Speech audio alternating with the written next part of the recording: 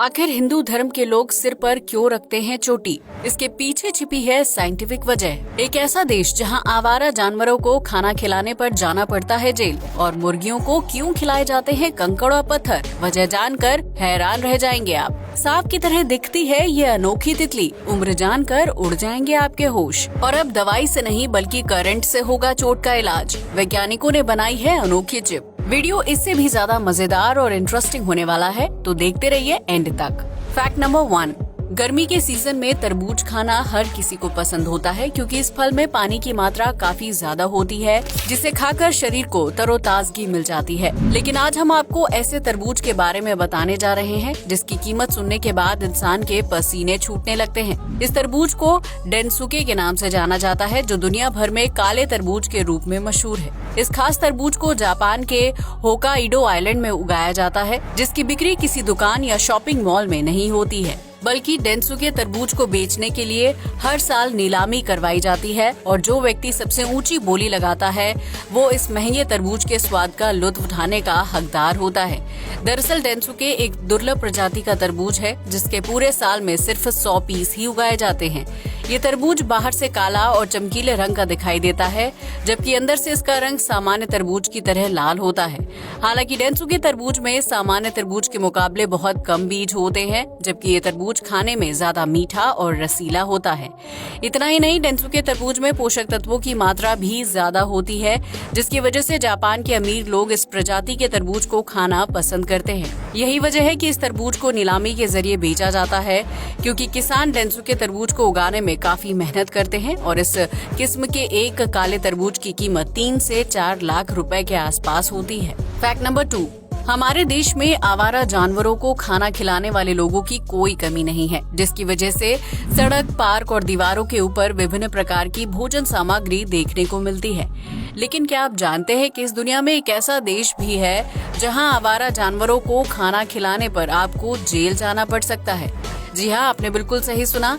संयुक्त अरब अमीरात यानी यूएई में आवारा जानवरों को खाना खिलाने पर सख्त पाबंदी लगी हुई है।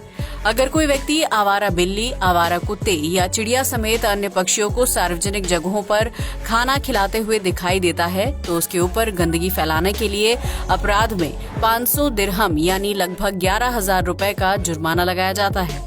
इतना ही नहीं, अगर कोई शख्स इस जुर्माने को भरने में असमर्थ होता है तो उसे गिरफ्तार करके जेल में डाल दिया जाता है। दरअसल यूएई सरकार का मानना है कि आवारा पशुओं को खाना खिलाने से उनकी आबादी में बेतहाशा बढ़ोतरी हो जाती है, जबकि इससे शहर में गंदगी भी बढ़ती है।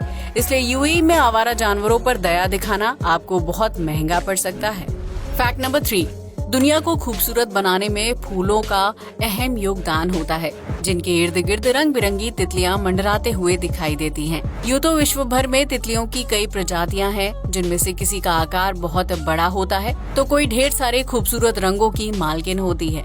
लेकिन क्या आपने सांप की तरह दिखाई देने वाली तितली के बारे में सुना है, जो एक बहुत ही दुर्लभ प्रजाति मानी जाती है? इस तितली को एटलस मोथ के नाम से जाना जाता है, जिसके पंखों का रंग और आकृति हूबहू एक सांप से मिलती जुलती है। ये तितली मुख्य रूप से अमेरिका, चीन, अफ्रीका और मलेशिया जैसे देशों में पाई जाती है, जिसके पंखों का फैलाव 24 सेंटीमीटर या उससे बड़ा भी हो सकता है। एटलस मोथ को पहली नजर में देखने पर किसी को भी ऐसा महसूस होता है कि पेड़ या फूल पर सांप बैठा हुआ है, जिसकी वजह से अन्य शिकारी जीव इस तितली से दूरी बनाकर रखते हैं।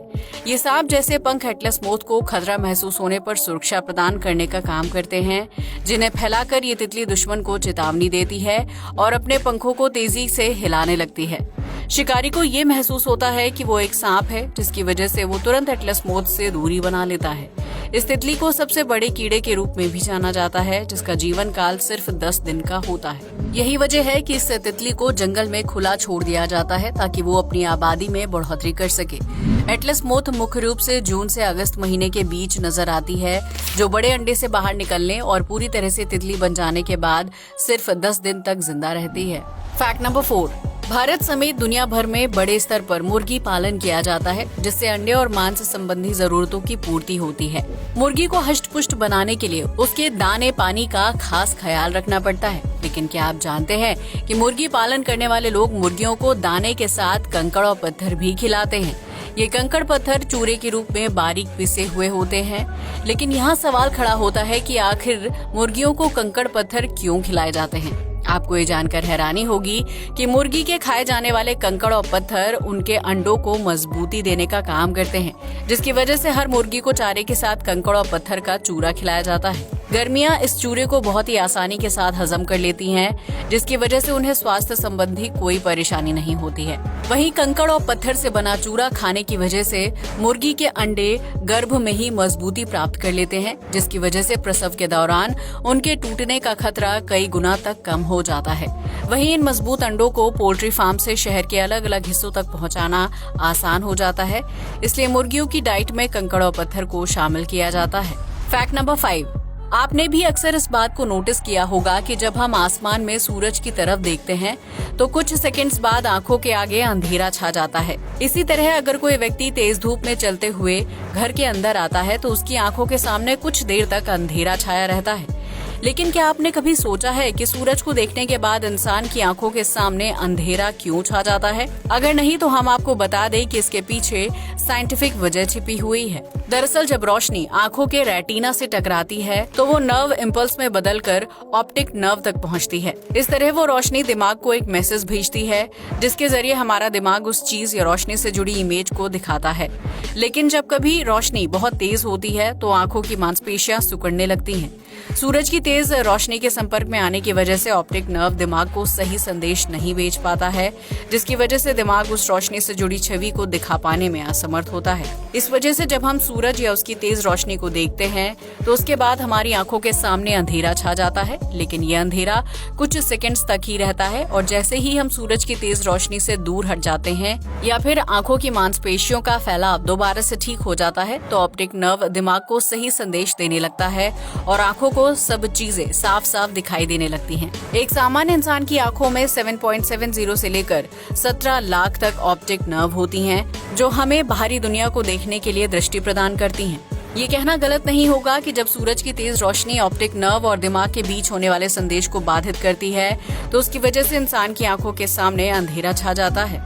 फैक्ट नंबर 6, इस बात में कोई शक नहीं है कि हमारी दुनिया बहुत तेजी के साथ आधुनिक होती जा रही है, जिसमें कई तरह की मशीनों और AI सिस्टम का इस्तेमाल किया जाता है। अगर हम आपसे कहें कि अब आने वाले समय में इंसान के शरीर पर लगे जख्मों को दवाई से नहीं बल्कि करंट के जरिए ठीक किया जाएगा, तो क्या आप हमारी बात पर यकीन करेंगे? दरअसल हाल ही में वैज्ञानिकों ने एक खास तरह की बायोचिप बनाने में सफलता हासिल की है, जो घाव को दवाई के मुकाबले 3 गुना तेजी से ठीक कर सकती है। इस बायोचिप को काम करने के लिए बिजली के करंट की जरूरत होती है, जो त्वचा की कोशिकाओं को चोट की तरफ धकेलने का काम करेगी।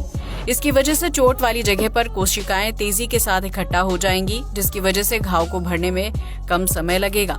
वैज्ञानिकों की माने तो इंसान का शरीर एक इलेक्ट्रिक फील्ड को उत्पन्न करता है, जिसकी वजह से बायोचिप के जरिए पैदा होने वाले करंट से घाव को आसानी से भरा जा सकता है। वैज्ञानिकों की माने तो ये बायोचिप शरीर पर लगे गंभीर और गहरे जख्मों को जल्द ठीक करने में मददगार साबित हो सकता है, जो डायबिटीज के मरीजों और बुजुर्ग व्यक्तियों के लिए किसी वरदान से कम नहीं होगा। इस बायोचिप के इस्तेमाल से इंसान को गहरे घाव भरने के लिए ज्यादा लंबे समय तक इंतजार नहीं करना पड़ेगा, जिसकी वजह से मेडिकल साइंस के क्षेत्र में नए बदलाव आने की उम्मीद जताई जा रही है। फैक्ट नंबर 7, हिंदू धर्म में सिर पर चोटी रखने का अपना एक महत्व होता है, जिसकी वजह से पंडित हमेशा चोटी रखते हैं। इसके अलावा मुंडन के दौरान भी बच्चों से लेकर वयस्क तक हर पुरुष के सिर पर चोटी रखने का रिवाज है। लेकिन क्या आप जानते हैं कि सिर पर चोटी क्यों रखी जाती है? अगर नहीं तो हम आपको बता दें कि सिर पर चोटी रखने के पीछे सिर्फ धार्मिक ही नहीं बल्कि साइंटिफिक वजह छिपी हुई है। दरअसल सिर पर जिस स्थान पर चोटी रखी जाती है उसे मस्तिष्क का केंद्र माना जाता है।